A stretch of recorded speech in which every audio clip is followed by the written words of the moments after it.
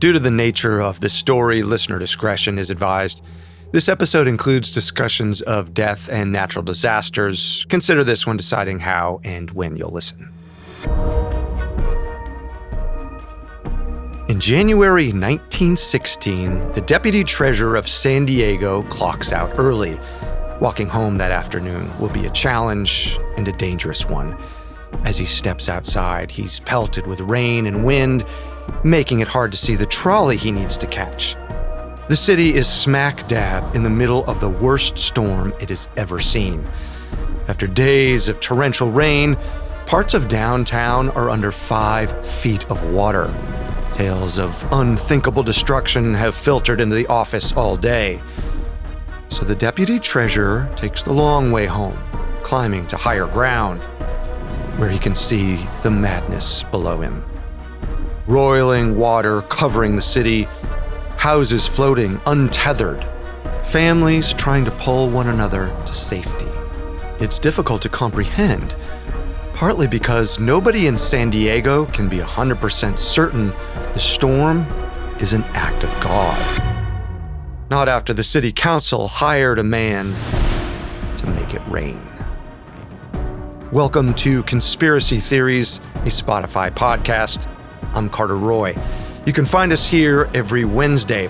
Be sure to check us out on Instagram at The Conspiracy Pod, and if you're listening in the Spotify app, you can watch a video version of this episode right in the app. Stay with us.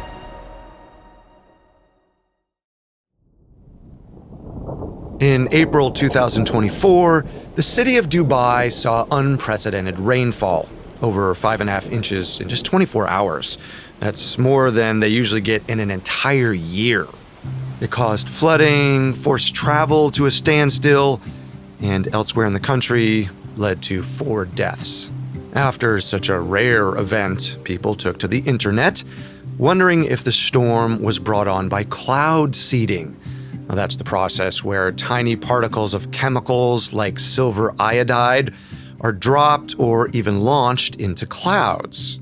The idea is those chemicals help water molecules freeze and become heavier, then they fall to the ground, turning back into rain along the way.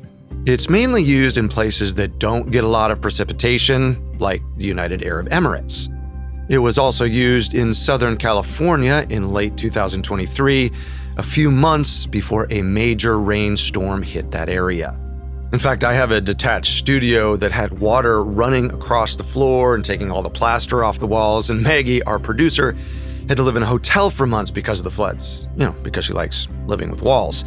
In LA, just like in Dubai, people wanted to know if cloud seeding was to blame for the storm's chaos.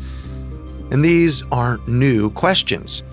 Just look at Project Cirrus, a government-backed program researching cloud seeding back in the 1940s.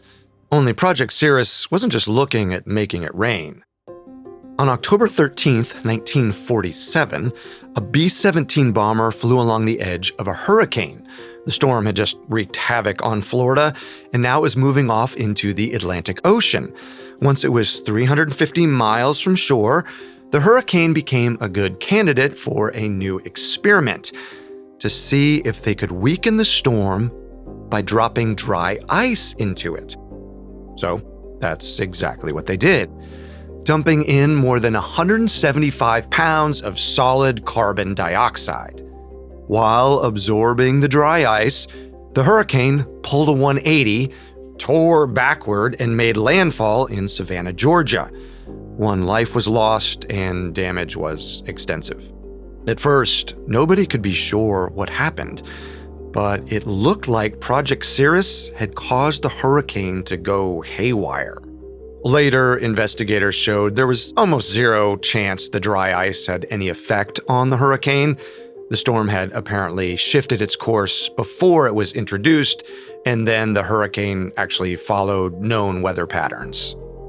Not everyone was so sure, though, including one of the project's scientists who was convinced they had caused the storm to change course. Either way, it wasn't a good look, and research into cloud seeding was delayed for years. But it's come a long way since the 40s. Today, experts say it increases rainfall by 5 to 15%, which can help ease droughts. But the process doesn't create the kind of downpours we've seen in Dubai or Los Angeles. According to those experts, we don't have that much power over the weather. Unless you believe an early 20th century rainmaker named Charles Hatfield, whose name will forever be tied to what's arguably the most catastrophic flood to ever hit San Diego. It's late 1915, and San Diego, California, is trying to stay on the map as the nation's premier boom town. Practically everyone who lives and does business there wants to entice more people to head out west. The city had its real estate heyday in the 1880s, but 30 years later, things have slowed down a little bit. San Diego still has a lot of potential, there's plenty of land and housing, and the Panama, California Exposition is about to enter its second year. Basically a big World's Fair, the exposition showcases the beauty and importance of San Diego as an emerging city.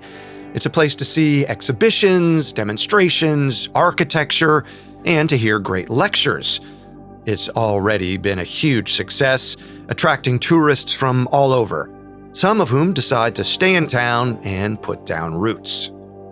Then there's the city's weather, touted in the papers as the most nearly perfect climate in the United States, with almost perpetual sunshine. While visitors enjoy the sun, city officials have another thing on their minds: water. More specifically, rainwater.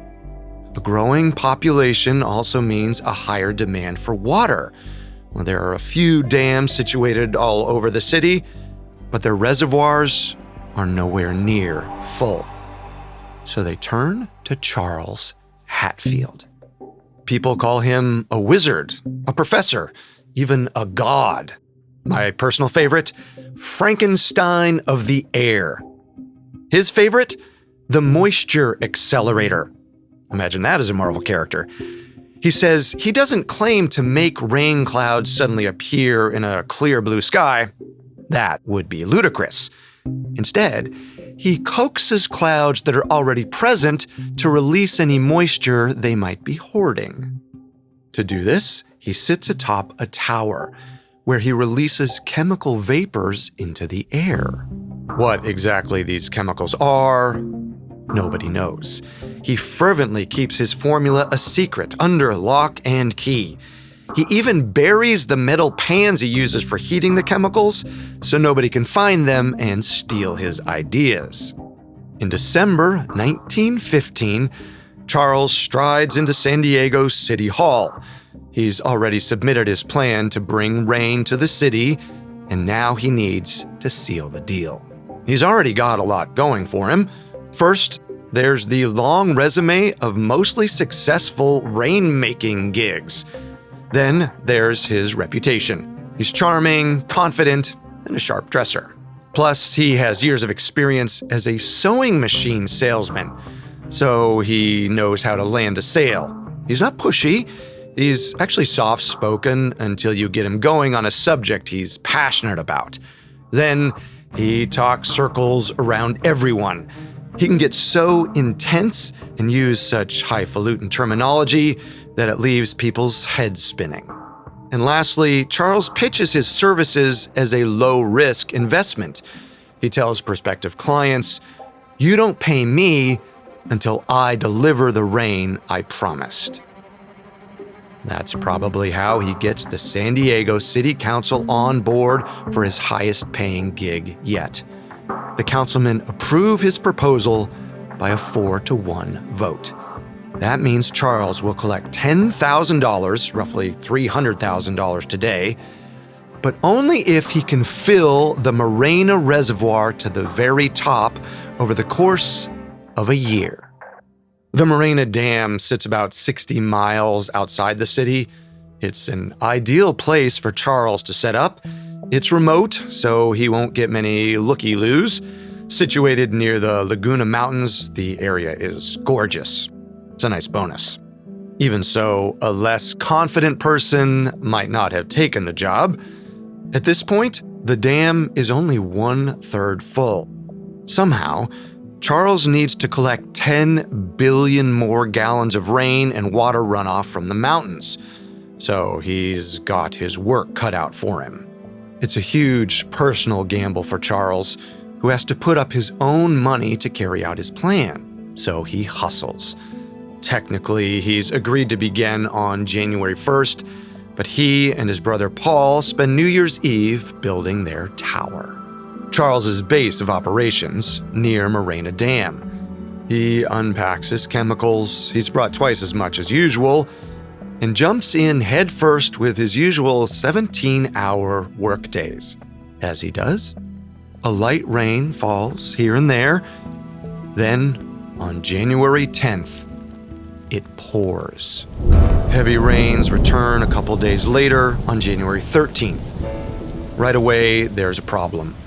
The ground is already so saturated from the last deluge, the soil can't absorb much water. Water cascades into cellars. Puddles form as dirt turns to thick mud. The next day, it's more of the same, and people are getting sick of it. Whether or not anybody really believes Charles is doing all of this, he's the talk of the town. And he'll stay on people's minds as over the next 2 weeks, it keeps raining, turning a welcome shower into a deadly disaster. One that's still, to this day, known as Hatfield's Flood. By 1905, Charles Hatfield was something of a local Los Angeles celebrity. He became a favorite subject for reporters, and Charles knew how to work the public. He carefully cultivated his persona, a blend of charisma and confidence, tempered by humility. Now, a decade into his career, he's feverishly working away at Moraina Dam. Up in the mountains outside San Diego, he has no clue just how bad things are getting in town. By January 16th, harsh rains have pummeled the city for 4 days straight. Water creeps over the banks of the San Diego River. The flooding is a serious threat now, and the city can no longer call the outside world for help. Every telephone and telegraph line in town has gone out. Things get worse the next day. Landslides wash away entire homesteads. Roads and railroad tracks are submerged, cutting off access to and from the city. And in the midst of it all, Charles Hatfield mans his station. Always one to accept full responsibility for the rains, he's happy with his progress. He's no longer tracking his gains in inches. The reservoir is rising at the rate of several feet per day. Cut off from the disaster unfolding in town, Charles places a call to the city's water department. He tells a random employee who answers the phone, "I just wanted to tell you that it is only sprinkling now." Then he suggests he will bring on a lot more rain soon. To which the befuddled employee responds, "Are you joking?" By January 19th, the city is going on a full week of heavy rain when an altogether new thunderstorm rolls in. The local weather bureau has stopped issuing forecasts. They're scratching their heads as much as the next person. See the way the weather bureaus are set up in 1916? San Diego can easily be blindsided by storms coming in from the Pacific Ocean. There are no outposts there to warn them. Like everybody else in town, all the local weather bureau can do at this point is stay vigilant and wait. Optimists try to keep their eyes on the prize. The city is now looking at years' worth of water, filling the various dams all around the county. Others don't have the privilege of optimism. The storm has claimed its first lives. Houses are washed away, catching people by surprise as they try to wait out the rain upstairs or on roofs. Some try to escape only to be caught in the water and debris. And it's certainly not a great time for people who, rather than trusting their banks to hold their life savings, bury their money in the ground. Then, by January 21st, the storms finally clear. Up at Moraina Dam, the amount of water in the reservoir has doubled.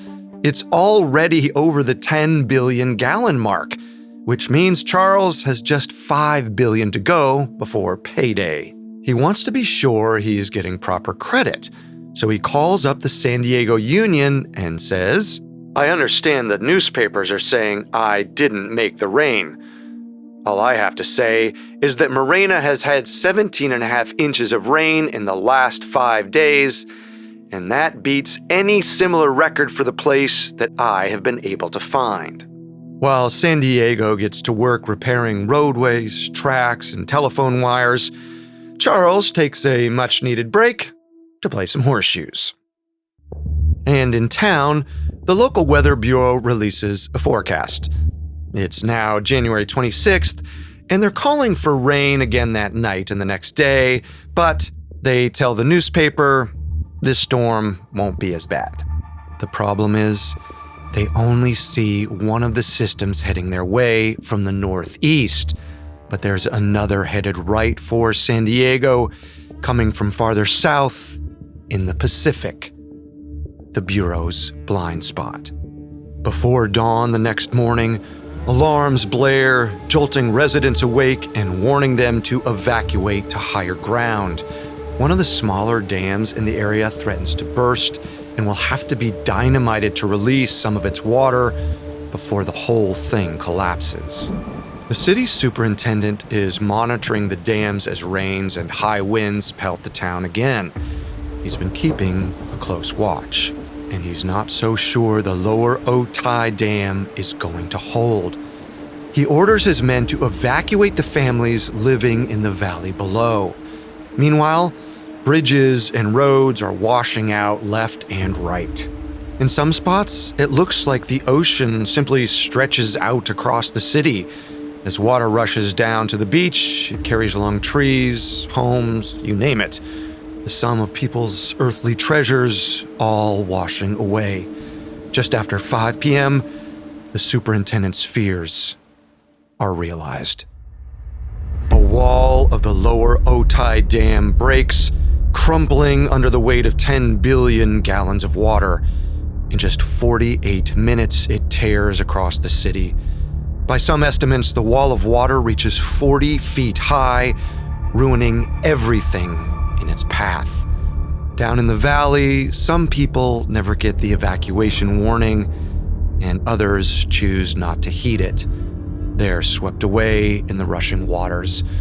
A few are able to swim with the tide until they grab hold of tree branches or hillsides. But not everyone makes it out alive. By January 30th, the skies have finally cleared. Looters raid piles of personal belongings that collect on the beaches. Rescue missions recover victims' broken bodies. For now, with the ground so oversaturated, they can't even be buried. The official report by the U.S. Geological Survey sets the death toll at 22. Damages within San Diego County are estimated at $3.7 million or $111 million today. Up above the city, Charles Hatfield's work is done. Less than a month since he began, the Moraina Dam now holds over 15 billion gallons of water. It might have even burst too if it weren't for the heroic efforts of the dam keeper, who'd spent the previous night rowing across the choppy reservoir to engage the dam's release valves. It's unclear if Charles is aware of any of this. What he does know is he's fulfilled his agreement with the city council. So he's probably a little surprised when he gets an angry, anonymous phone call. The dam keeper's wife relays the message. Someone's on their way up here to lynch you. Days after the rain stops, Charles Hatfield hightails it away from Moraina Dam on foot. Apparently, he's taking the lynching threats seriously. He walks for 2 days straight, hiding or using a fake name when he encounters other people. Meanwhile, San Diego is already bouncing back. In fact, now they're worried that reports are actually blowing the floods out of proportion, and that could hurt their chances as a boomtown. Even school children are directed to write letters saying, "Hey, we're doing fine. Things aren't all that bad." It's against this backdrop that Charles steps forward into the public eye. He hasn't seen anybody wielding pitchforks or calling for his head on a pike, so he's ready to claim responsibility and collect his $10,000. Only the city attorney of San Diego isn't going to make that easy for him. For Terrence Cosgrove, this isn't merely a matter of $10,000. That's because people have threatened to sue the city after the dam collapsed. Ultimately, 2 of those lawsuits are filed. Cosgrove knows if City Hall pays out a single dime to Charles, that opens them up to liability. The way he sees it, the only way San Diego wriggles out of those suits is to prove that the destruction and the rain were purely an act of God. Paying the Rainmaker makes it look like San Diego was responsible, at least in a court of law. When Charles learns about this hang-up, he's incensed. He says he's put up $3,000 of his own money so far, but Cosgrove has a huge leg up on him because Charles never got a written contract. He assumed the city council vote solidified their agreement. A couple of the councilmen actually agree with the Rainmaker. They implore Cosgrove to just let them pay the man so he can leave San Diego and they can forget the whole thing. In the end, though, they resolve to leave it up to Cosgrove. And he knows they could be on the hook for millions, so he decides to go head-to-head with Charles. He asked the Rainmaker to submit a report citing evidence that he was directly responsible for the rain. It's a hard thing to prove. And by now, it's clear that the storms were not localized over San Diego, but had actually hit the entire West Coast, which only helps Cosgrove's argument that Charles had nothing to do with the rain. But Charles maintains, and will until his dying day, that he increased San Diego's rainfall. As he'd always said, his method is to increase rain, not conjure it out of nothing. He insists that he harnessed the full power of the storm clouds that would typically pass over the city. Perhaps knowing he's backed into a corner, Charles offers to settle. Cosgrove won't hear of it. He gives the Rainmaker one option. "We'll give you the $10,000 if you sign a document absolving San Diego of any responsibility for the damages." Charles refuses. That could leave him on the hook for millions of dollars. He's kind of already guilty in the court of public opinion, but to take responsibility in a real court could ruin his career. The $10K wouldn't be worth it. Charles files his own suit against the city, but it's eventually taken off the books years later without going anywhere. The Rainmaker isn't all washed up yet, though. Clients turn to him throughout the 1920s, hopeful he can break their droughts. And he has a few more career-making successes, including a torrential downpour near the Mojave Desert in the dead of summer. Then the rainmaking profession as a whole pretty much dries up during the Great Depression, and Charles goes back to selling sewing machines. So, what of his so-called rain-making abilities? A lot of people believe he was a con artist at some level. I mean, there's his background as a savvy salesman who could close even the toughest deals, and his tendency to talk circles around people until they were too confused to object or ask questions. These could be qualities of a gifted scammer. If so, that still doesn't explain how he pulled off so many jobs successfully. According to one theory, he was just really good at forecasting the weather. Before he carried out a single experiment, Charles devoted himself to studying meteorology. He pored over years and years worth of weather reports. Even back then, people who knew Charles and worked with him thought he was extremely talented at forecasting. Around this time, the U.S. Weather Bureau didn't have the greatest track record of predicting severe weather, partly because of limitations they had no control over. They didn't have satellites and radar yet, and partly because of some disastrous mistakes. The public probably hadn't forgotten the deadly hurricane that hit Galveston, Texas just 15 years earlier.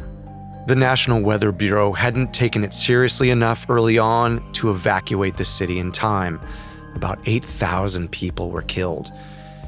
Maybe Charles just excelled at forecasting rain in a way that few did at that time, like he was in a league of his own as a weatherman, and he used that to his advantage. Others say he wasn't a weatherman, he was just a gambler. He studied hard, sure, but it came down to knowing when the odds were in his favor. He could figure out which months usually saw the most precipitation and how much to expect. So he knew how to drop a smart contract that gave him a high probability of success. One thing I can't quite figure out, though, it seems like Charles' biggest believer was himself. However he was pulling it off, people say he was really buying his own story, hook, line, and sinker.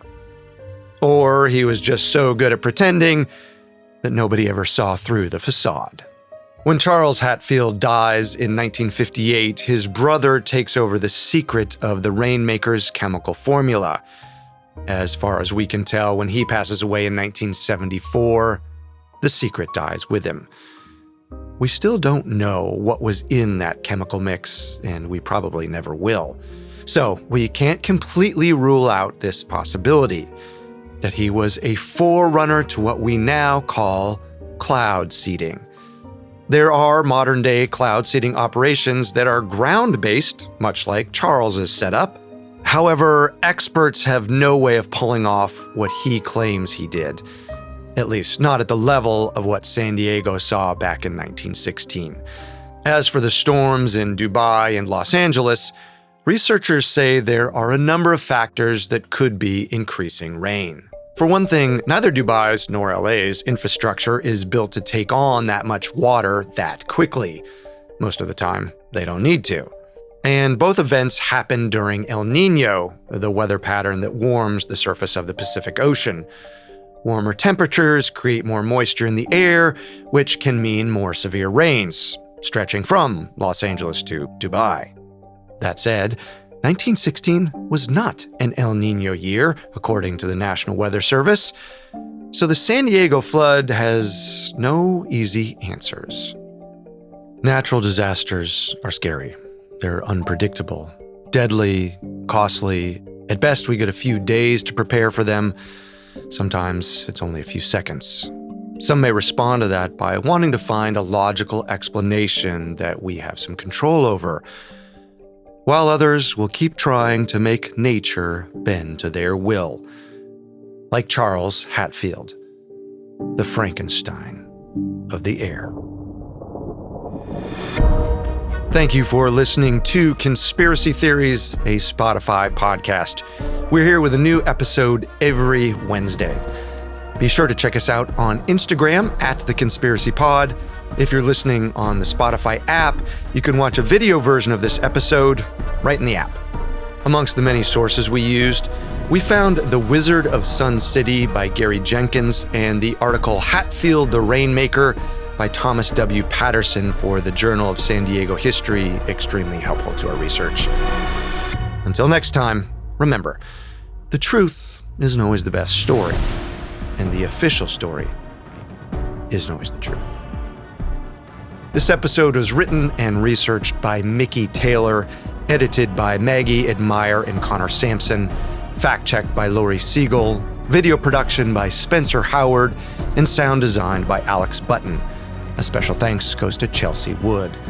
Our head of programming is Julian Boireau. Our head of production is Nick Johnson, and Spencer Howard is our post-production supervisor. I'm your host, Carter Roy.